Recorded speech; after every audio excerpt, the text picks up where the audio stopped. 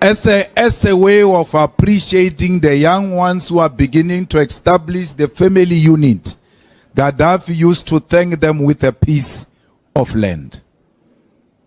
Today, Gaddafi is an enemy because he stood against apartheid and associated with all African countries that were fighting against colonialism. Gaddafi is an enemy today because he stood with the people of Palestine. Immediately when Gaddafi died, we saw Africans being taken by force in Libya as slaves, even post-colonial period. After Gaddafi died, Libya, which we're told it was under dictatorship and the most brutal man, has never known peace. It is under the group of warlords. It is under the group of terrorists, under the militia, and the people who are forcing themselves into power through a barrel of a gun. Today, one of the most unstable countries is DRC. Lumumba did. Welcome and thank you for watching. This is Afro Revolt. I want you to watch this Julius Malema's video castigating the Western powers in ensuring the African continent is never woken up. Let us watch this and make a reaction in the end. There will never be a discussion about the security and good governance in Africa without acknowledging the damage that has been caused by colonizers and the imperialist forces. Africa's inability to be peace with herself, it is necessitated by the fact that colonialists want to exploit our minerals without being held accountable. It is the colonialists who are corrupting the leadership of Africa and making sure that those who are not corrupt are replaced by the corrupt puppets who will allow colonialism to continue in the African continent. Any battle you can imagine anywhere in the continent, it has got everything else to do with those who colonized us before. Today, they want to choose who are the leaders for African people. As we stand here today, Gaddafi should be an enemy of our people, according to the declaration of the Western imperialism. Because Gaddafi stood for our people. Today, Mugabe, who was a darling, if you think Mandela was loved, you must revisit your history and check when Mugabe was becoming the president of Zimbabwe after the defeat of Rhodesia. He was the most celebrated man. He was loved by everybody until he started questioning the issue of the land. That the land must be transferred from the colonizer to the people of Zimbabwe. But when he was not advocating for that, especially after the Lancaster resolution, they thought he's one such a gentleman who will allow them to do as they wish, until he realized that he was going to pass on without transferring the means of production into the hands of our people. Today, every African leader who served for a very long time in Africa, we are told is a fascist, is undemocratic. This person is a dictator. But such words were never said about Queen Elizabeth, who ruled for more than 50 years. And it's not just monarchy, like a Zulu monarchy or Abatembu monarchy. It's a monarchy that has got powers on the political systems of Britain.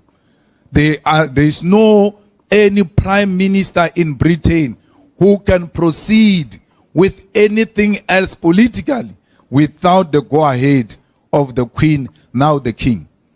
No one of those prime ministers can declare a war. Only the Queen or the King can declare a war.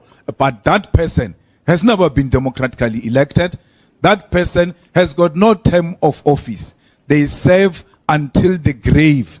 and they are not called fascists and dictators. They do so with our leaders because they want to impose on us the imperialist bourgeois democracy. That democracy is when you go for 5 years and you are done. But as young people who are engaged in this space, you have a duty to ask yourself, how did we govern ourselves in the earlier primitive society before the arrival of the colonialist? And we're not asking here of an ancient history. Very recent, you'll realize that we were able to govern ourselves without being dictated to by the white people in terms of how we must govern ourselves. Today, we must be told that a good governance is a governance that complies with IMF or World Bank.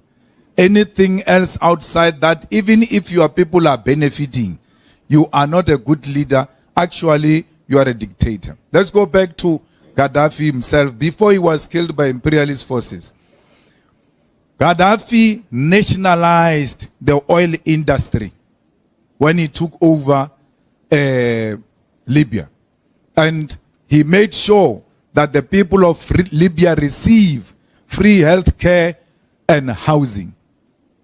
The people of Libya actually used to get a piece of land for getting married. That's why many of you will remain single, because you realize there's going to be a problem here. I'm going to marry someone, and where are we going to stay?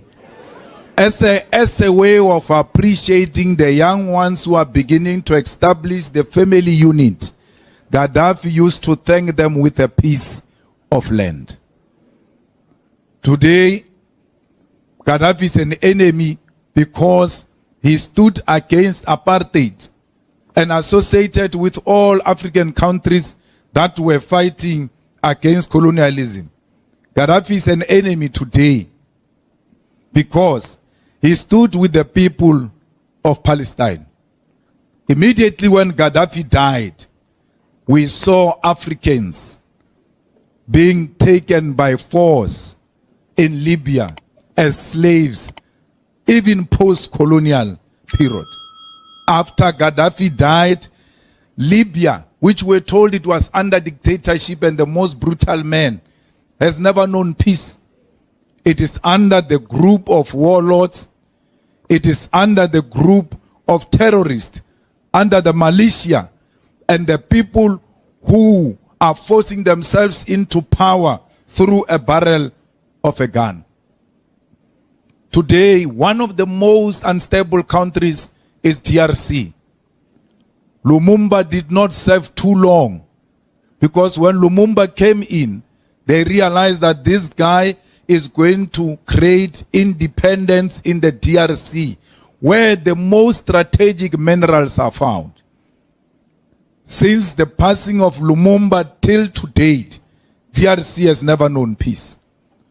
They will never know peace because those who are exploiting the resources of that area are the ones who are sponsoring the rebels in that area.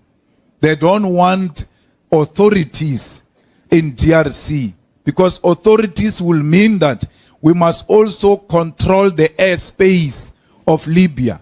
And when you control the airspace, you know which plane came in to do what and went out at what time. They are sponsoring rebels, doing land strips in the forests, where they land and take the minerals undetected and leave DRC.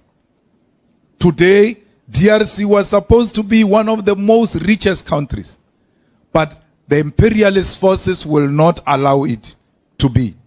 So, Sankara was killed. And when you think Sankara was killed by his friend, that one was just the one who pulled the trigger.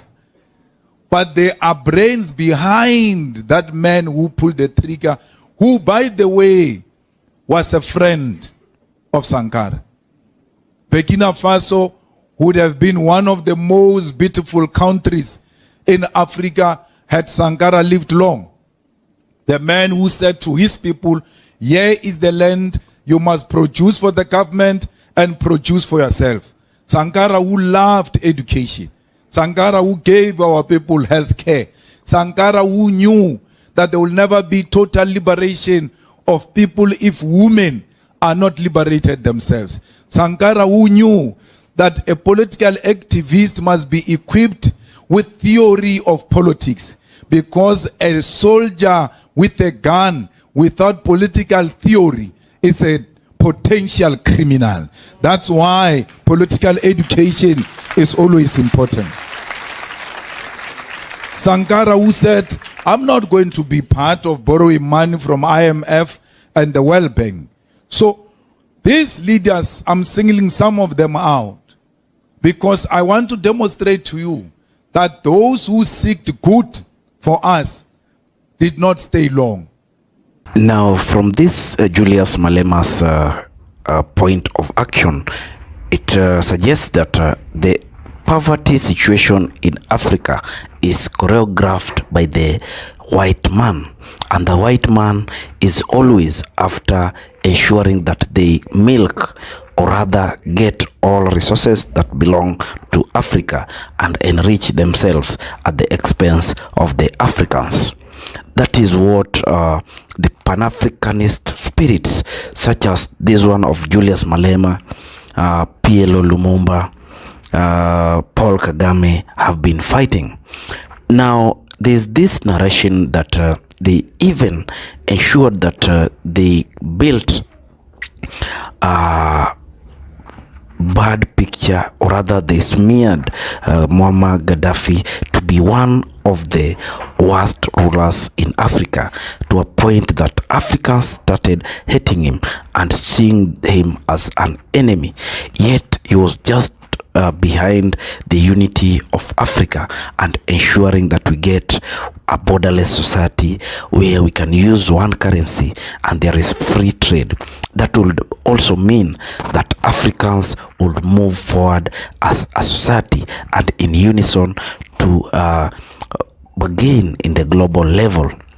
So what does it mean for Africans in the near future? It calls for immediate action and immediate strategies to ensure that we rebuild or we nurture leaders who are towards building a good African state and who are never puppets of the whites, those who are not corrupt, those who are not imposed on us by the white man through their dealings.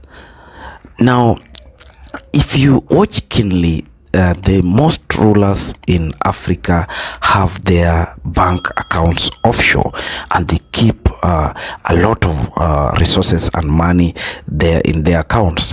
What does it mean to Africa? Yet we need our economies to grow and cash flow to be enhanced. It means that the level of poverty is still rising, and the puppets, these people who are being used, they never care about what Africans will feel in the end.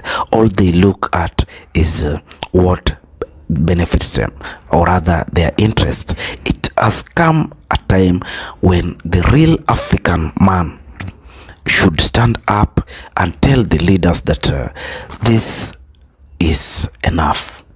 Enough is enough, because we want Africa to rise, we want Africa to become the best continent across the globe, and we want to compete even in the business sphere. We don't want to be controlled. We don't want to be made slaves. This is the time and this is the moment. Now, if you're watching us, I urge you to share your comments on this video. Also, subscribe to this great channel so that we have a continued engagement and ways of getting a notification when we bring a new video. Thank you, and as always, may God bless you.